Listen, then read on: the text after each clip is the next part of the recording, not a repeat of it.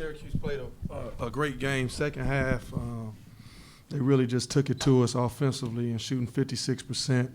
We went in a drought the first half and the second half and really allowed them to take over the game, and they transition really hurt us with the threes. And, you know, they got to the free throw line. You get to the free throw line 39 times. That's just tough. We didn't do a good job playing without fouling. You know, thought we went up and had some good blocks, and, you know, unfortunately the whistle kind of went against us on some of the calls. But, you know, again, they can't shoot 48%, and we think we can win. So, you know, we got to, you know, tip our hats to them, but also we got to get back in the lab and do a better job defensively, knowing our personnel and getting out to their shooters and getting back in transition.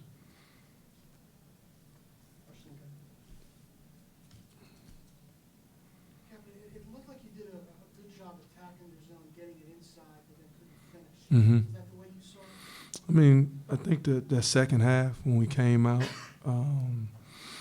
you know, that first 4 minutes. I mean, I know we had a couple of possessions where, you know, we had it right at the rim, and, you know, a couple of them went out of bounds, and a couple of them was missed layups, and, you know, that can turn the game around quickly in that first half and that second half when we came out of halftime. So we executed, we got the shots that we wanted, and now we just got to finish, and I don't think we finished well enough around the rim. We got a couple transition buckets right on the rim and didn't finish, and then it led out to leak outs for them.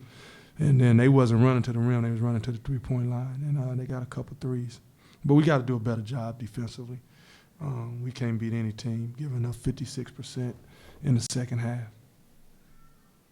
Not to look for excuses, but could fatigue have played a little bit of a part of that in the second half today? No. We actually came back with 3 minutes to go, so I wish I can give you that, but no, we're not no team that's going to make no excuses. And, you know, we just got to be mentally sharp. We have to, like I told you, game plan discipline. And we got to make shots. We got to be confident in ourselves, but we'll find out what we made of. You know, I think all these guys know we can come back and we can recover. And we got a big test with Gonzaga at 12:30. So nobody's going to feel sorry for us right now. We got to lift our heads up. We got to get back. We got to get off our feet. We got to recover and get back to playing Connecticut basketball, and that's playing defense first.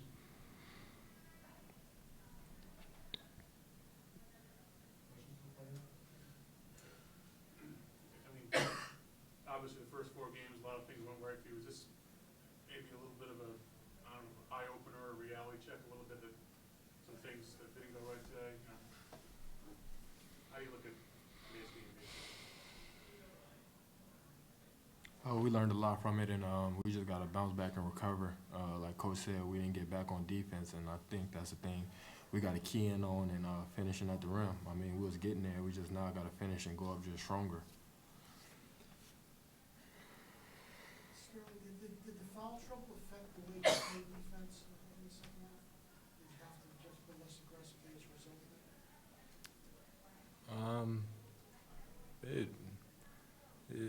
It's different, but at the same time, they attacked us, and I think that's one thing I got to do a better job of, staying in front of my man without using my hands.